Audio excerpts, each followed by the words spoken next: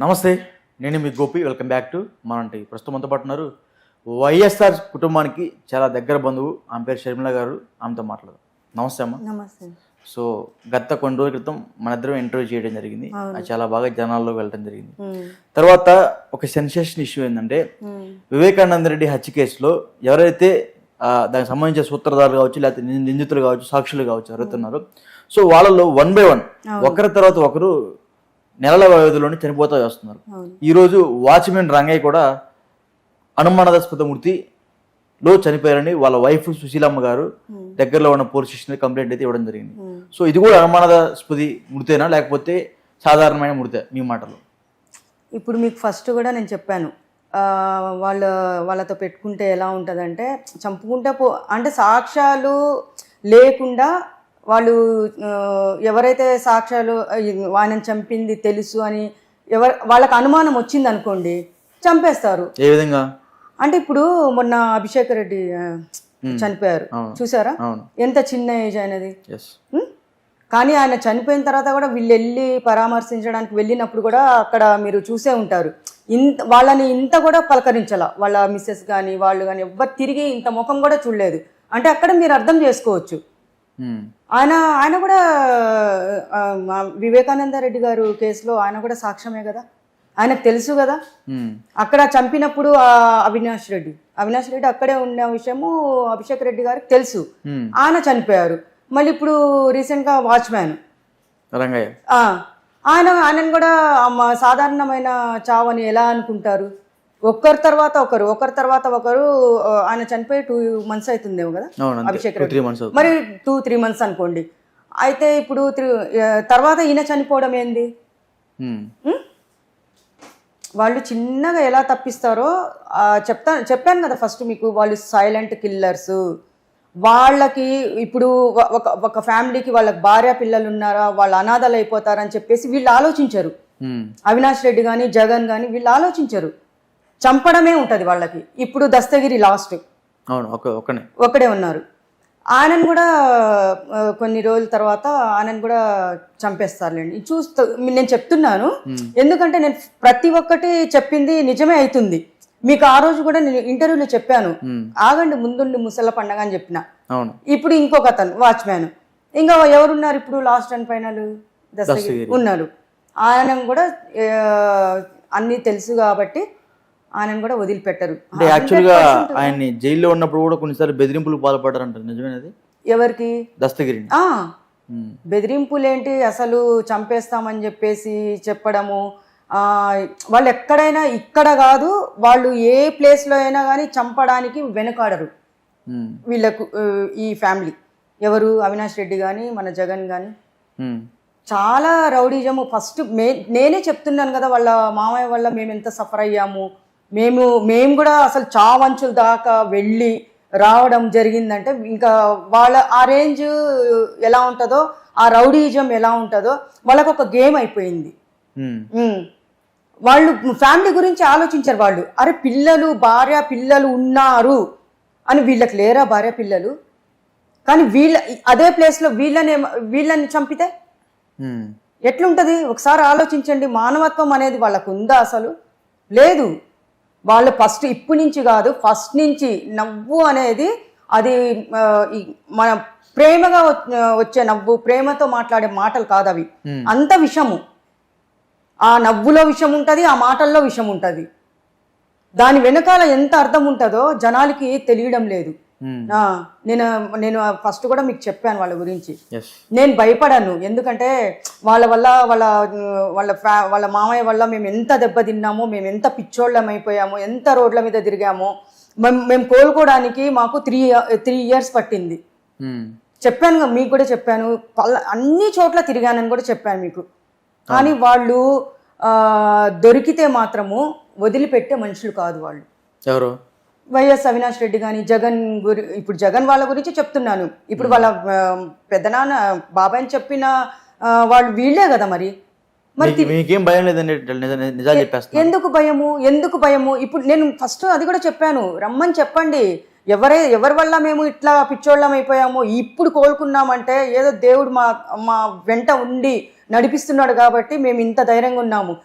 ఇప్పుడు మేము మామూలుగా చెప్పాలంటే ఎవరైనా భయపడతారు, కానీ మేము వాళ్ళ వల్ల మేము ఎంత బాధపడ్డాము, సఫర్ అయ్యాము. ఆ 2 ఆడపిల్లలు వాళ్ళకి పిల్లలు ఉన్నారు కదా, మరి వాళ్ళ పిల్లలకి ఎవరన్నా అలా చేస్తే జగన్ అన్న గాని అవినాష్ రెడ్డి గాని ఊరుకుంటారా?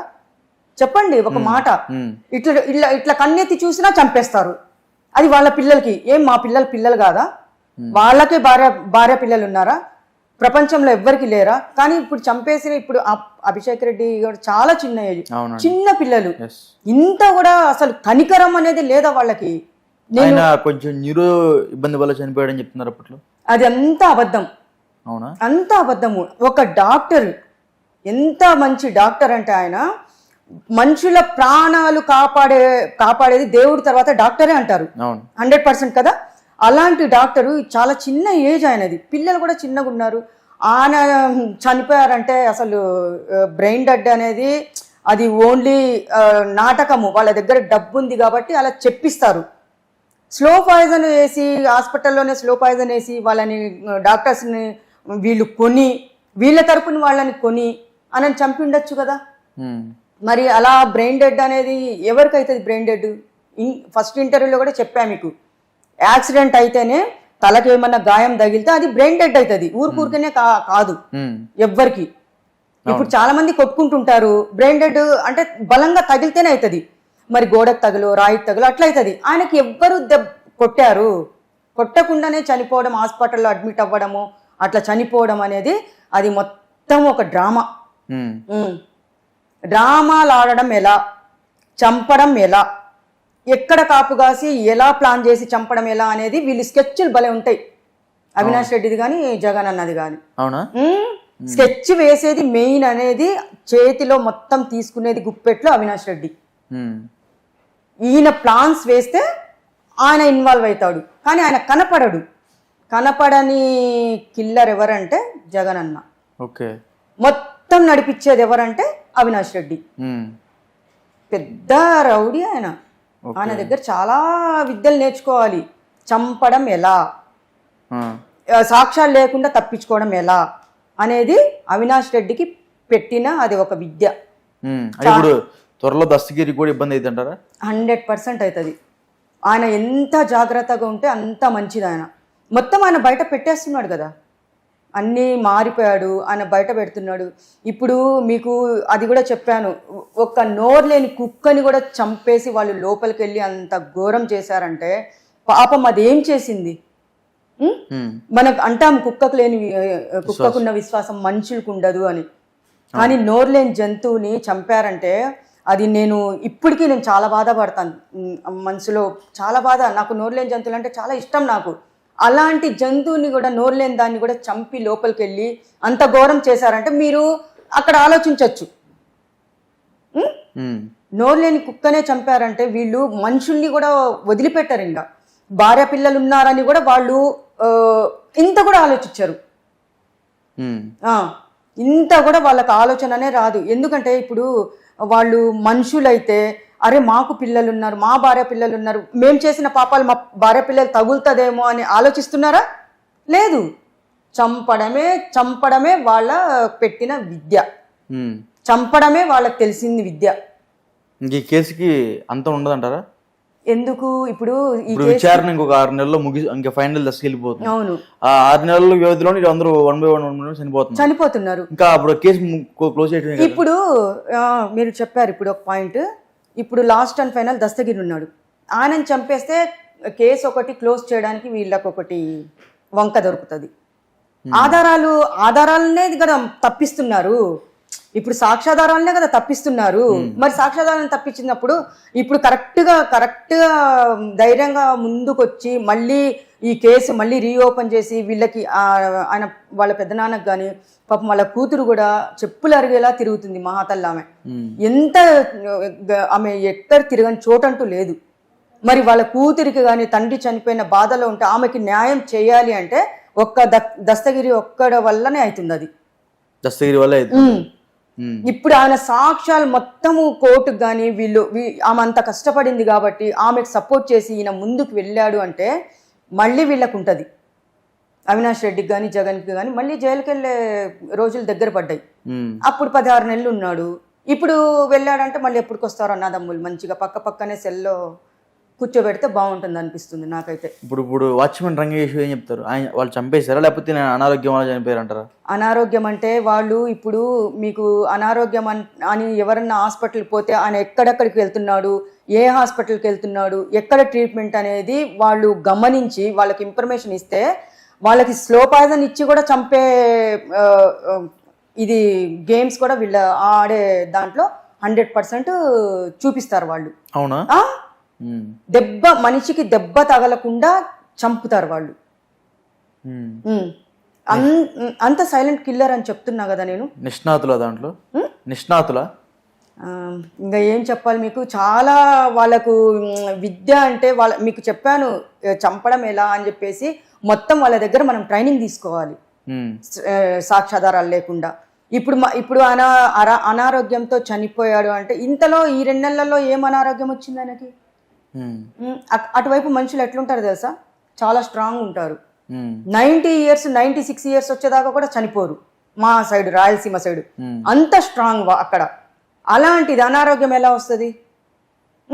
ఆయన చనిపోయి 2-3 months అవుతుంది, ఇంతలో ఈయన ఎలా చనిపోతాడు? అవును మరి వీళ్ళకి విషం పెట్టి కాకుండా డైరెక్ట్ చనిపోకుండా అనుమానం రాకుండా స్లో పాయిజన్ ఇంజెక్షన్స్ అని మీకు తెలుసు. అది ఇన్ని రోజుల తర్వాత చనిపోయేది కూడా ఉంటుంది. అది చాలా మందికి తెలియదు. డోస్ అనేది కొంచెం కొంచెం కొంచెం కొంచెం ఇచ్చుకుంటూ పోతే తర్వాత అనారోగ్యం వచ్చి చనిపోయారు అనేది కూడా వీళ్ళు ఒక క్రియేట్ చేస్తారు. ఎందుకంటే డబ్బులు ఉన్నాయి కదా వాళ్ళ దగ్గర, డబ్బులు లక్షల కోట్లు ఉన్నాయి, ఎవరినైనా కొంటారు.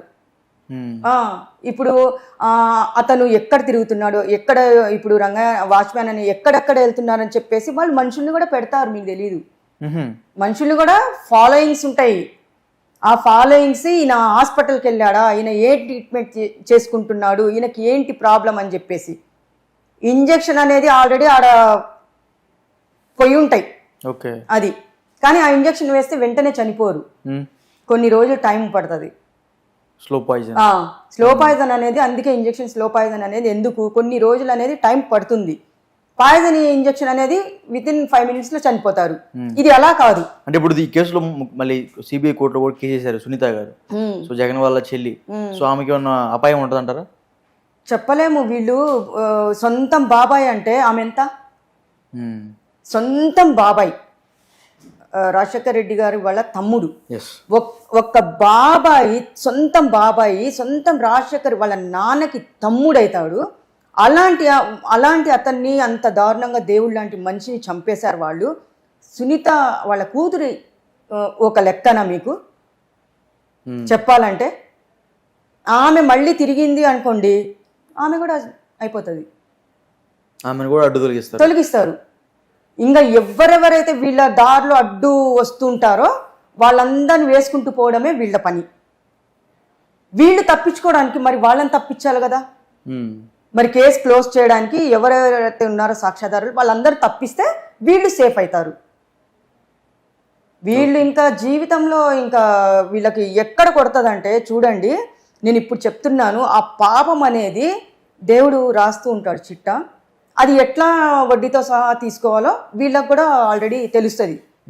దేవుడు అనేవాడు ఉంటే ఇంత అన్యాయం జరుగుతుంది కదా, వాళ్ళకి ఏదో ఒకటి శిక్ష పడేలా చేయాలని నేను ఫస్ట్ నుంచి నేను చెప్పుకుంటూనే వస్తున్నాను. కానీ ఆమె కూడా ఎంత పిచ్చిదైపోయింది, మీరు కూడా చూసే ఉంటారు న్యూస్ లో అంతా. చాలా బాధ వేసింది ఆమెను చూస్తుంటే. ఆమెను కూడా నేను ఒకసారి కలవాలి అనుకున్నా నేను ఆ టైంలో.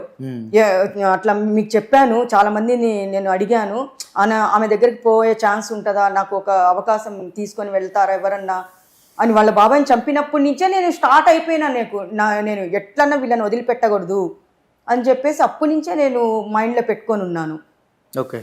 ఆ రోజు కూడా చూసిన తర్వాత నేను షాక్ అయిపోయినా, అరే ఏంటి ఇది అని చెప్పేసి, ఇది కాదే అని చెప్పి రాను రాను రాను రాను ఇంకా తెలిసిపోయింది నాకు.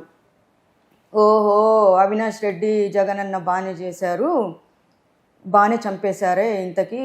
ఇప్పుడు డ్రామాలు హార్ట్ అటాక్ అన్నారు, బాత్రూంలో పడి అన్నారు. బాత్రూంలో పడితే ఎక్కడన్నా తలకు తగిలి చనిపోతారు.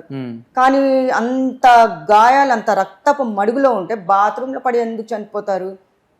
జనాలకి చెవులలో పువ్వులు పెడతారు వాళ్ళు, ఆ పువ్వులు పెట్టుకున్న వాళ్ళకి చెప్పాలి స్టోరీస్, మన లాంటి వాళ్ళకి చెప్తే వినం కదా, అంత బయట పెట్టడమే ఉంటుంది. ఓకే. అది ఇప్పుడు దస్తగిరి గారు కూడా ఇప్పుడు లాస్ట్ నేను ఏం చెప్తున్నానంటే, లాస్ట్ ఆయన ఉన్నారు, ఆయన ధైర్యం తెచ్చుకొని ఈ కేసు మాత్రం క్లోజ్ చేయకుండా మళ్ళీ రీఓపెన్ చేసేసి వీళ్ళకి శిక్షలు వీళ్ళకి ఎవరైతే వీళ్ళు ఉన్నారో ఈ దీంట్లో వాళ్ళకి శిక్షలు పడితే ఇప్పుడు సునీత గారికి కూడా న్యాయం చేసినట్టు అవుతుంది. ఓకే అండి, థ్యాంక్ యూ అండి. Thank you.